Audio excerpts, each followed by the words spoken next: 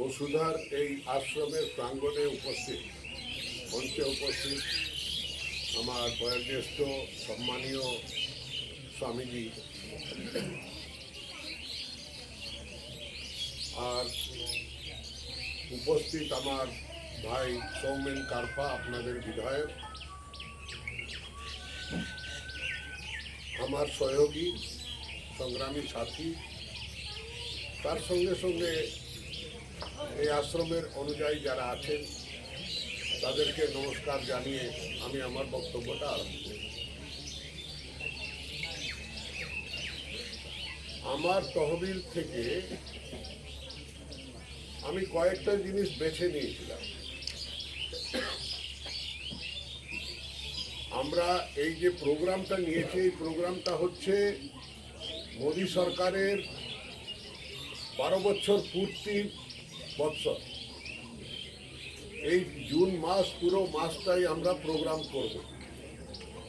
আজকে 5ই জুন, শুধু এক মাস হয়েছে যে তৃণমূল সরকার হেরে গেছে। 4 মে রেজাল্ট হয়েছিল, সেদিন তারা পদচ্যুত হয়, আর 9 মে আমাদের সরকার গঠন হয়। কিন্তু বিজয়ী হয় সৌমেন কারপা এখানে পরাস্ত করে তৃণমূল কংগ্রেসের প্রার্থীকে। 4 মে তার রেজাল্ট হয়। সেদিন থেকে 1 মাস হয়েছে আমি আবার বসুধা গ্রামের আপনাদের এই আশ্রমের প্রাঙ্গণে উপস্থিত হয়েছি। আমার প্রায়োরিটির মধ্যে সবচেয়ে আগে থাকে শ্মশান নির্মাণ করা। তার কারণটা কি? আমি যখন দেখি যে আমার একটা মুসলিম ভাই যখন মারা যাচ্ছে, তো তার কবরস্থানে নিয়ে যাওয়ার একটা অনারেবল ফিউনারাল আছে, তার জায়গা ফিক্সড আছে গ্রামে, যে এটা কবরস্থান আছে, ওখানে তাকে দফন করবে। একটা খ্রিস্টান ভাই মারা যাচ্ছে, তারও কিন্তু একটা জায়গায় নিশ্চিত আছে যেখানে তার দফন করা হবে, গ্রেভইয়ার্ডে। কিন্তু আমাদের হিন্দুদের সরকারি মাধ্যমে এই যে গ্রেভইয়ার্ড আর কবরস্থানের জায়গাগুলো সরকার দিয়েছে, কিন্তু কোনো জায়গায় শ্মশান সরকার করে দেয়নি, বা তার তহবিল থেকে, সরকারি তহবিল থেকে কোনো শ্মশান তৈরি করা হয়নি। এটা ওখানকার সমাজের লোকেরা বা কোনো মন্দিরের লোকেরা তারা নিজের চাঁদা করে বা তাদের প্রচেষ্টায় কোনো একটা শ্মশান কোনো নদীর তীরে বা কোনো পুকুরের পাড়ে বা কোনো জলের স্রোতের কাছে শ্মশান তৈরি হয়। তখন আমি দেখলাম যে কি এই তহবিল থেকে সবচেয়ে আগে আমাদের একটা শ্মশান করা উচিত। অনেক গরিব লোক মারা যায় আমাদের জীবনে। আমরা যে বাড়িতেই জন্ম নিই, রিচেস্ট ফ্যামিলিতে জন্ম নিই, বা মধ্যবিত্ত পরিবারতে নিই, বা নিম্ন মধ্যবিত্ততে নিই, বা গরিব মানুষের বাড়িতে জন্ম নিই, আমাদের কিন্তু মৃত্যুর পর একটা জায়গা নিশ্চিত আছে, সেটা হচ্ছে শ্মশান ভূমি। আমাদের নিশ্চিত আছে, কিন্তু তার জন্য কোনো ঘর নাই। আমরা সুন্দর ঘর বানাই, সাজিয়ে রাখি, এয়ার কন্ডিশন লাগাই, ফুলের টব লাগাই, বাগান বাড়ি করি, সব কিছু সাজাই, কিন্তু আমরা যখন শ্মশানে যাই তখন আমাদেরকে কেমন অবস্থা লাগে? ঘৃণা লাগে জায়গাটা দেখে। সেটা যাতে পবিত্র হয় তার জন্যে একটা ভালো ছাউনি দেওয়া একটা শ্মশান, এলিভেটেড প্যাডেস্টাল দিয়ে, যাতে নিচে থেকেও এয়ার প্যাসেজ থাকবে, যাতে চিতাটা ভালোভাবে পুড়বে। আমি অনেক চিতা দেখেছি যেগুলো অনেক কষ্টে কাঠ জোগাড় করে চিতা সাজিয়ে জ্বালিয়েছে, আর ঝড় চলে এসছে, বৃষ্টি চলে এসছে, চিতা নিভে যায়, গরিব মানুষ আর পারছে না। তখন শিয়াল কুকুর ওই চিতাগুলোকে শরীরটাকে খাচ্ছে। তখন আমি এই ভাবলাম দেখি একটা সুন্দর শ্মশানটা বানানো আমাদের দরকার। সঙ্গে একটা মৃত শরীরকে যখন নিয়ে যাওয়া হয়, ওখানে ঘাট যদি থাকে ওখানে ঘাটে চান করানো হয়, আর না হয় ওখানে চান করানো হয়, তারপর তাকে চিতায় বসানো হয়। আর সঙ্গে যারা যায় শ্মশান যাত্রীরা, তাদের বসার জন্য জায়গা থাকে, তো তাদের জন্য একটা ঘর, আর ওখানে আলো থাকে না, এই জন্য ওখানে হাই মাস সোলার ল্যাম্প ওটাও লাগাবার ব্যবস্থা করেছি। আমি আজকেই সকালে একটা পরাজে একটা লোহাপুরে কলসিতে আমি এটা উদ্বোধন করে এলাম। আমি প্রায় 17 কোটি টাকার এমপি ল্যাডের কাজ করেছি, কিন্তু যেহেতু আমাদের টাকা কেটে নেওয়া হয়েছিল কোভিডের জন্যে, আর না হয়তো আমরা 25 কোটি টাকা পেতাম, তো সেই 17 কোটি টাকা যেখানে যেখানে কাজ হয়েছে বা হচ্ছে না, তৃণমূল সরকার করেনি, যেমন এই আপনার টাকা আমি আগে দিয়েছি, আজ পর্যন্ত পূরণ হয়নি। এই যখন আমাকে মহারাজজি বললেন, তখনই আমি আমাদের বিডিও অফিসের যে সিনিয়র অফিসার আছেন ওনাকে ফোন করে বললাম যে এটা আপনি দেখুন, আর সোমবার দিন আপনি ইন্সপেকশন করে এটাকে ব্যবস্থা করুন। উনি লোক পাঠাবেন, এখানে ইন্সপেকশন হবে, কেন এখন পর্যন্ত কমপ্লিট হয়নি।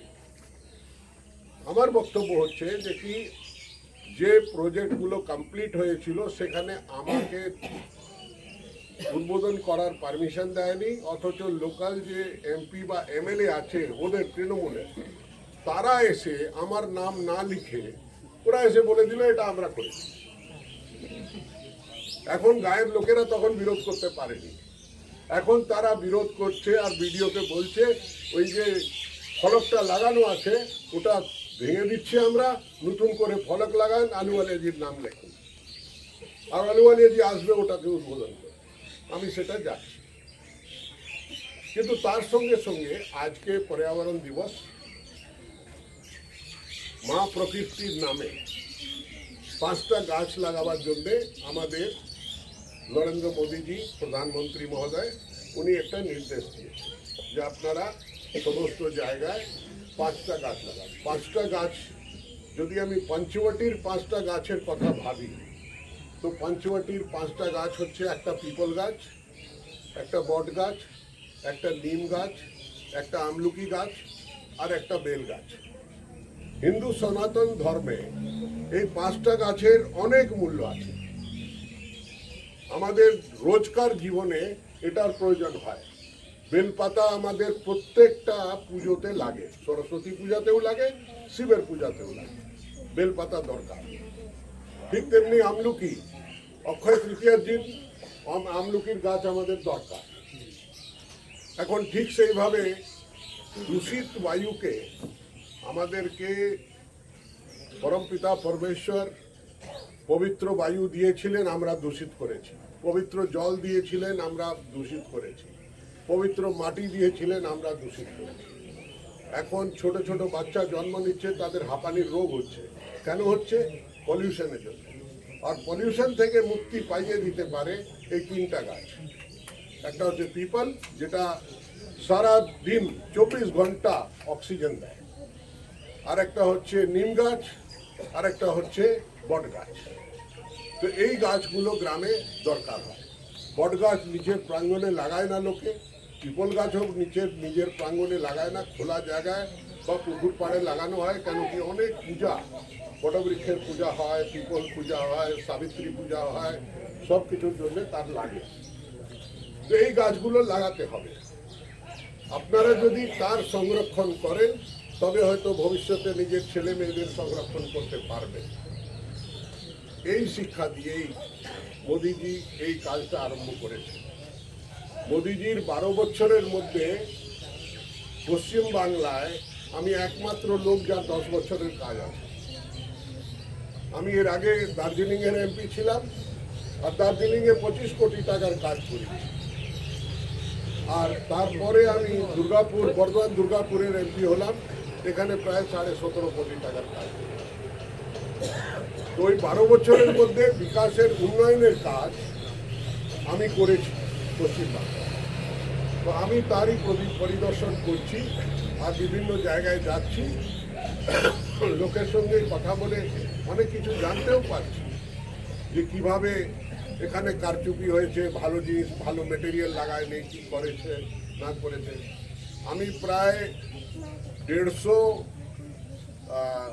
হাইমাস্ট সোলার লাইট দিয়েছি গ্রামের এলাকায়, যেখানে লোকে বলেছে যে কি আমাদের তো লাইট ফাইট থাকে না, তো বাচ্চাদের পড়তে অসুবিধা হয়। গ্রামের ঠিক মাঝখানে যেখানে লোকে বাচ্চারা পড়তে পারে সেখানে একটা লাইট দেওয়া বা আলো থাকে যদি গ্রামে, সারা গ্রামে, সে তেমন হাইমাস্ট লাইট দেওয়া সমস্ত ব্যবস্থা করেছে। আপনাদের ভাতারেও অনেকগুলো দেওয়া হয়েছে। আর ভবিষ্যতে নিশ্চয়ই আমার ভাই সৌমেন কারফা উনিও এটা দেখবেন, আর ওনাকেও ওই পথটাই দেখাবো আমি, জনসেবা যদি করতে হয় ওইভাবেই করতে হবে। আমি 1 তারিখ আপনাদের এই ভাতারে ওই রসিগ্রামে হরিসভা তলায় একটা কমিউনিটি সেন্টারের উদ্বোধন করে গেলাম, যেটা আমি আমার এমপি ল্যান্ড থেকে আমি দিয়েছিলাম, সেটা কমপ্লিট হয়েছিল, তার উদ্বোধন করে গেলাম। তো আমি বলি সৌমেনকে যে 1 মাসের ভেতরে, প্রথমে নসিগ্রাম ছিল, এখন এই আশ্রমের জায়গাটাও তোর মনে পড়বে, একে দেখা তোর কাজ, একে দেখা তোর কাজ। আর এই যে গাছপালাগুলোও লাগাবো, মাঝে মাঝে পরিদর্শন করতে আসবে, তুমি দেখবে যাতে কি এর পালন হচ্ছে কিনা, ভালো করে সংরক্ষণ হচ্ছে কিনা, কেন কি এটা সমাজসেবা। আমি আগেও ছিলাম আপনার কাছেই, এখনো আছি, ভবিষ্যতেও থাকবো। যখন ইচ্ছা, যখন আপনার কোনো সমস্যা হবে, প্রথম দরজাটা নক করবেন সৌমেন কারফা। যদি না করতে পারে বা কোনো অসুবিধা থাকে, তখন আমাকেও নিজেই বলবে যে দাদা আপনি এটা করুন, তো আমি আছি ওখানে। আপনারা যখনই ডাকবেন আমি উপস্থিত হব। ভারত মাতা কি জয়, ভারত মাতা কি জয়, ভারত মাতা কি জয়।